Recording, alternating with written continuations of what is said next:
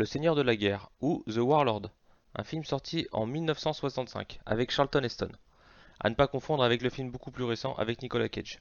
Ce film se passe dans la Normandie du XIe siècle, une période qu'on connaît assez peu finalement et que peu de films retranscrivent actuellement.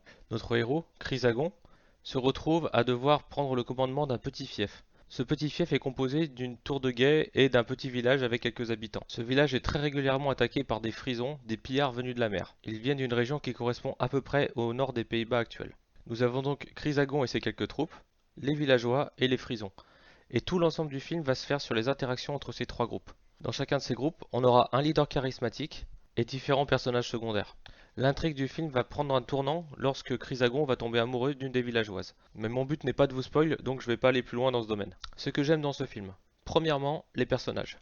Ils ont tous un caractère, une vie, une histoire, avant, après, et ils sont tous cohérents, ils ont tous une profondeur, les acteurs sont bons, c'est vraiment un plaisir de les voir. Et on s'attache à tous les personnages, qu'ils soient dans un camp ou dans un autre. Il n'y a pas vraiment de méchant absolu, il y a juste des personnages avec des avis qui divergent et des besoins qui divergent. Il est très rare que dans les films actuels, il n'y ait pas un méchant qui incarne le mal absolu. Dans Le Seigneur de la Guerre, vous aurez que des personnages équilibrés avec un but et des motivations cohérentes. Mon personnage préféré est le vieux Bors, le vieux maître d'armes, vétéran de la guerre, un peu bougon, mais toujours fidèle à son seigneur. J'apprécie aussi beaucoup le prêtre, qui ne comprend pas grand-chose à ce qui se passe, mais qui essaie toujours de donner des conseils et d'essayer de l'améliorer la situation des autres habitants. Donc tous ces personnages vont évoluer dans un environnement qui est cohérent et qui est vraiment agréable à regarder.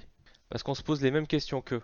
Sur la sorcellerie, est-ce que ça existe, est-ce que ça n'existe pas? Pour ces questions, on évolue avec les personnages. Il n'y a pas de réponse très claire, c'est pas évident. Certains y croient, d'autres non. Nous aussi on doute, et c'est ce qui fait le charme du film.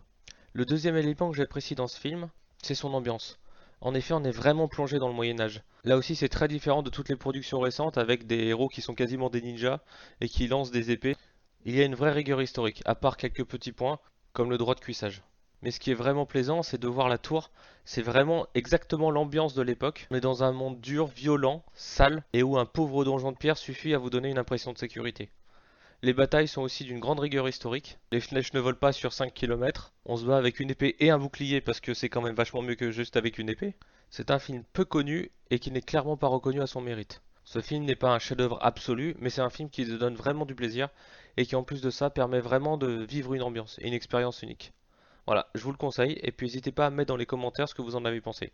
Merci à tous, au revoir.